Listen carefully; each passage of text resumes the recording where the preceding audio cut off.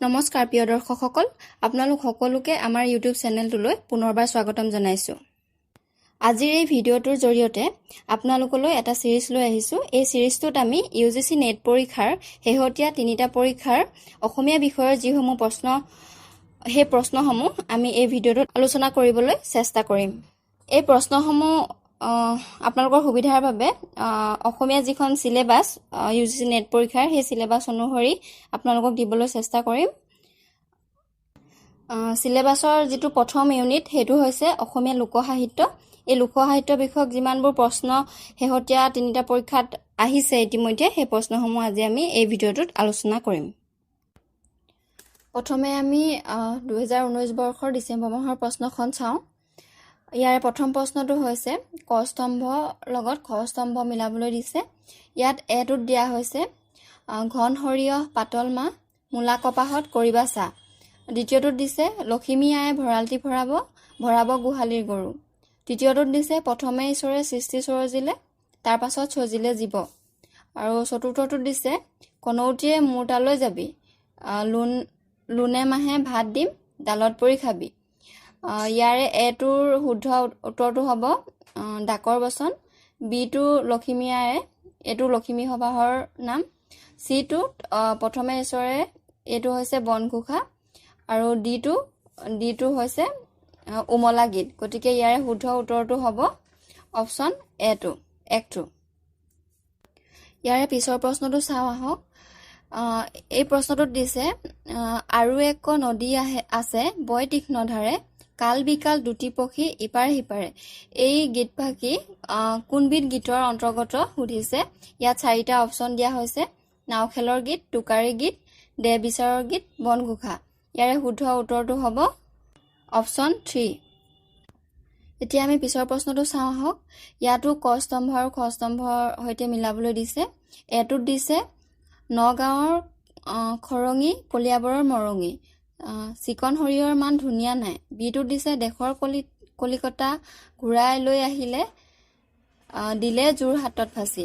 চিটোত দিছে জনাৰ চুলিতাৰ জেঠী নেগুৰীয়া তাইৰ মান সাখিনি নাই। ডিটোত দিছে শনিবাৰৰ দিনা কালখন লাগিলে কুঁৱৰ পানীত পৰি সৰাল। ইয়াৰে এটোৰ উত্তৰ হ'ব চিকন সৰিয়হৰ গীত। তাৰপিছতে বিটো দেশৰ কলিকতা ঘূৰাই আহিলেটোত হ'ব মণিৰাম দেৱানৰ গীত। চিটো হ'ব জনা গাভৰু গীত। আৰু ডিটো হ'ব ফুলকোঁৱৰ মণিকোঁৱৰৰ গীত। গতিকে ইয়াৰে শুদ্ধ উত্তৰটো হ'ব অপশ্যন 1।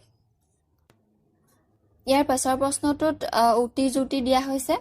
উক্তিটোত দিয়া হৈছে নিচুকনি গীতৰ লগত পূজা সেৱাৰ সম্পৰ্ক নাই, সন্তানৰ প্ৰতি অনুৰাগহে এইবিলাকৰ বৈশিষ্ট্য। আৰু যুক্তিটোত দিছে নিচুকনি গীতবোৰ উপদেশমূলক। ইয়াতো 4টা অপশ্যন দিয়া হৈছে। প্ৰথমটো উক্তি শুদ্ধ যুক্তি অশুদ্ধ, দ্বিতীয়টোত উক্তি শুদ্ধ যুক্তি শুদ্ধ, তৃতীয়টোত উক্তি অশুদ্ধ যুক্তি শুদ্ধ, আৰু 4 নম্বৰত দিয়া হৈছে উক্তি অশুদ্ধ যুক্তি অশুদ্ধ। ইয়াৰ শুদ্ধ উত্তৰটো হ'ব অপশ্যন 1 টো উক্তিও শুদ্ধ যুক্তি অশুদ্ধ। ইয়াৰ পাছৰ প্ৰশ্নটোত ফকৰাৰ থুল বাছি উলিয়াব দিছে। ইয়াত 4টা দিয়া হৈছে অপশ্যন। সাত পুৰুষত নাই গাই কৰিয়া লৈ খীৰাবলৈ যায়। দ্বিতীয়টোত কৈছে অহতিৰ সজ জ্ঞান গৰু চোৰৰ গংগা স্নান। তৃতীয়টোত কৈছে চপনীয়াক নিদিবা ঠাই ল'ৰা ছোৱালীক নিদিবা লাই।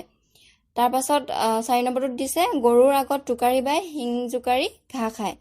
ইয়াৰে ফকৰাৰ থুল দুটা হ'ব অপশ্যন নম্বৰ 4টো এ আৰু ডি। এতিয়া আমি পিছৰ প্ৰশ্নটোলৈ যাওঁ। পিছৰ প্ৰশ্নটোত এফাকি গীত দিছে চৰাই ধানে খালে চিটিকি পৰিলে উফৰি পৰিলে কণ কিনো চাই আছ গগৈ ৰাজ খোৱা মান্তৰাই জিকিলে ৰণ। এই গীতফাঁকিত কোন প্ৰকাৰৰ গীতৰ অন্তৰ্গত সুধিছে। ইয়াত 4টা অপশ্যন দিছে মণিকোঁৱৰৰ গীত, বৰফুকনৰ গীত, জনা গাভৰুৰ গীত আৰু নাহৰৰ গীত। ইয়াৰে শুদ্ধ উত্তৰটো হ'ব অপশ্যন 2 বৰফুকনৰ গীত। ইয়াৰ পাছৰ প্ৰশ্নটোত দিছে 12 মাহৰ 13 গীত শীৰ্ষক গ্ৰন্থখনৰ প্ৰণেতা কোন। ইয়াতে 4টা অপশ্যন দিছে প্ৰফুল্ল দত্ত গোস্বামী, লীলা গগৈ, ডিম্বেশ্বৰ নেওগ, নবীন চন্দ্ৰ শৰ্মা। ইয়াৰে শুদ্ধ উত্তৰটো হ'ব একটো প্ৰফুল্ল দত্ত গোস্বামী। ইয়াৰ পাছৰ প্ৰশ্নটো চাওঁ আহক। উক্তি যুক্তি দিয়া হৈছে। উক্তিটোত কৈছে লোকসাহিত্য কোনো অলংকাৰ শাস্ত্ৰৰ সূত্ৰ অনুসৰণ কৰি ৰচনা কৰা নাই, কিন্তু সেইবুলি কাব্যিক সৌন্দৰ্যৰ পৰখ নপৰাকৈ থকা নাই। আৰু যুক্তিটোত দিছে লোকসাহিত্যৰ কিছুসংখ্যক এতিয়াও অলিখিতভাৱে আছে যিবোৰত কাব্যিক সৌন্দৰ্য বিদ্যমান। ইয়াৰে শুদ্ধ উত্তৰটো হ'ব অপশ্যন 2, উক্তিটো শুদ্ধ আৰু যুক্তিও শুদ্ধ। ইয়াৰ পাছৰ প্ৰশ্নটো চাওঁ। নাইলেনি বা লাইলাং বুলিও জনাজাত দৰঙৰ কৃষিজীৱী সমাজত প্ৰচলিত গীতবিধক প্ৰধানকৈ কি বুলি জনা যায়? ইয়াত 4টা অপশ্যন দিয়া হৈছে। মহুহু গীত, মৈখাল মাহুতৰ গীত, ছটকা গীত, নাঙেলি গীত। ইয়াৰে শুদ্ধ উত্তৰটো হ'ব অপশ্যন 4, নাঙেলি গীত। ইয়াৰ পাছৰ প্ৰশ্নটোত সুধিছে সত্যেন্দ্ৰনাথ শৰ্মাই লোকগীতবোৰক কেইটা ভাগত বিভক্ত কৰিছে? ইয়াততো 4টা অপশ্যন দিছে। 5টা ভাগত, 2টা ভাগত, নে 3টা, নে 4টা ভাগত? ইয়াৰে শুদ্ধ উত্তৰটো হ'ব অপশ্যন 3, 3টা ভাগত সত্যেন্দ্ৰনাথ শৰ্মাই লোকগীতসমূহক ভাগ কৰিছে। এইখিনি আছিল 2019 বৰ্ষৰ ডিচেম্বৰ মাহৰ লোকসাহিত্য বিষয়ক প্ৰশ্ন। এতিয়া আমি 2020 বৰ্ষৰ জুনৰ যিখন UGC-NET হ'বলগীয়া পৰীক্ষা, সেই পৰীক্ষাৰ আমি প্ৰশ্ন উত্তৰসমূহ চাম। আচলতে এই পৰীক্ষাটো কোভিডৰ বাবে পিছুৱাই গৈ পেলাই অক্টোবৰ আৰু নৱেম্বৰ মাহত অনুষ্ঠিত হৈছিল। গতিকে এই অনুষ্ঠিত হোৱা পৰীক্ষাতনো লোকসাহিত্য বিষয়ক কি কি প্ৰশ্ন আহিছিল চাওঁ আহক। প্ৰথম প্ৰশ্নটো চাওঁ আহক। ইয়াতো ক স্তম্ভ আৰু খ স্তম্ভৰ সৈতে মিলাবলৈ দিছে। এটোত দিছে বনৰ বনোৱা পক্ষী সিও বান্ধে বাহাঘৰ। বিটোত দিছে মন্তৰু পাঞ্চ ইন্দি টচ মাহা। চিটোত দিছে উজাই আহিলে আইৰ হাতে ভনী। আৰু ডিটোত দিছে ওলাই অহা দৈৱকীয়ে যমুনালৈ যাওঁ।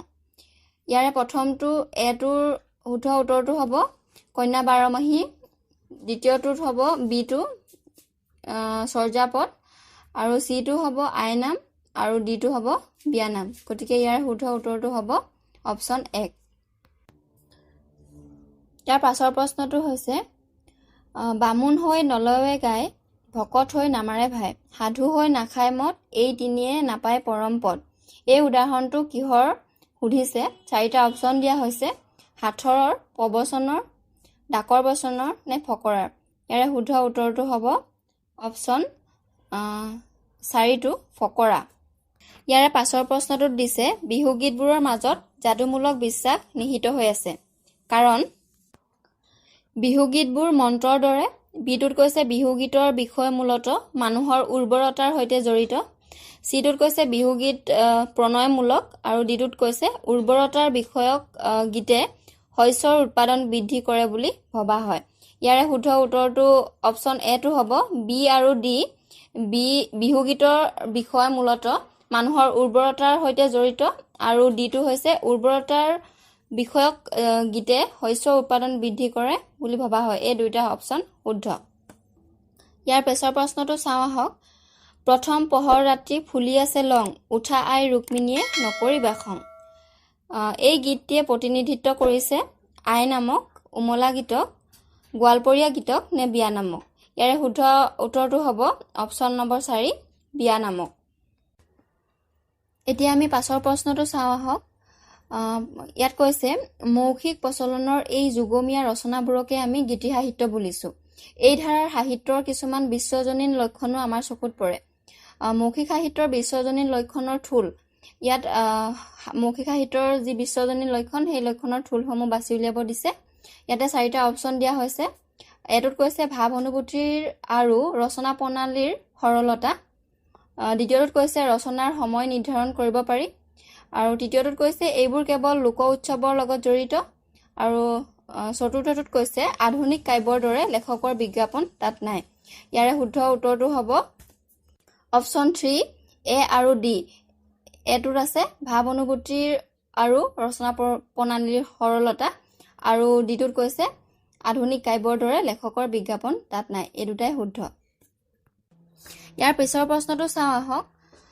মানৰ আক্ৰমণ আৰু অত্যাচাৰৰ নিচিনা জাতীয় বিপ্লৱত অসমীয়া অন্তৰত যি ভাৱৰ সোঁত বৈছিল, তাৰ এটি উজ্জ্বল আঁক ৰৈছে জনাক গাভৰুৰ গীতত, ফুল কোঁৱৰৰ গীতত, বদন বৰফুকনৰ গীতত, নে চিকন সৰিয়হৰ গীতত?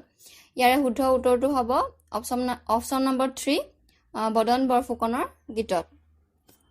তাৰ পাছৰ প্ৰশ্নটো আমি চাওঁ, বেলাডছ এণ্ড টেলছ অফ আছাম শীৰ্ষক পুথিখনৰ ৰচয়িতা কোন? ইয়াত 4টা অপশ্যন দিয়া হৈছে, বৃঞ্চি কুমাৰ বৰুৱা, প্ৰফুল্ল দত্ত গোস্বামী, ৰাজমোহন নাথ আৰু মহেশ্বৰ নেওগ। ইয়াৰে শুদ্ধ উত্তৰটো হ'ব অপশ্যন নম্বৰ 2, প্ৰফুল্ল দত্ত গোস্বামী। ইয়াৰ আমি পিছৰ প্ৰশ্নটো চাওঁ। এই প্ৰশ্নটোত বিহু গীতৰ থুলসমূহ বাছি উলিয়াব দিছে। ইয়াত এটোত দিছে, হিয়াত মোৰ বান্ধিছো তোমালৈ হাবিলাস, কঁকালত বান্ধিছো বল, ভৰিতে বান্ধিছো ভোমোৰাৰ দেউকাখন, ভাগ্যত বান্ধিছো বল। বিটোত কৈছে, শংকৰদেৱ ৰজাৰ পুতেক মণি কোঁৱৰ, কোলাত খটিখন নাই, এবেলা কোলাতে এবেলা ঘূৰাতে এবেলা হেনৰ ৰং চাই। চিটোত কৈছে, কেলৈ ফুলিলি ৰূপহী মদাৰৈ, কেলৈ পেলালি কলি, গুৰুতো নালাগে ভকতো নালাগে, আছ তলে ভৰি হৰি। ডিটোত কৈছে, ভাতিলৈ ভটিয়াই নাযাবা কেঁচা সোণ, নালাগে বেপাৰৰ ধন, ঘৰতে থাকিবা ৰামায়ণ পঢ়িবা, শুনি যে থাকিবৰ মন। ইয়াৰে বিহুগীতৰ থুল কেইটা হৈছে এ আৰু ডি, অৰ্থাৎ ইয়াৰ শুদ্ধ অপশ্যনটো হৈছে 4। ইয়াৰ পাছৰ প্ৰশ্নটোত কৈছে, প্ৰফুল্ল দত্ত গোস্বামীৰ গ্ৰন্থৰ থুল, তেওঁৰ গ্ৰন্থৰ থুলসমূহ বাছি উলিয়াব দিছে। ইয়াত 4টা অপশ্যন দিছে, আছামিজ প্ৰভাৱ, folk literature of Assam, ballads and tales of Assam, study in early Assamese literature.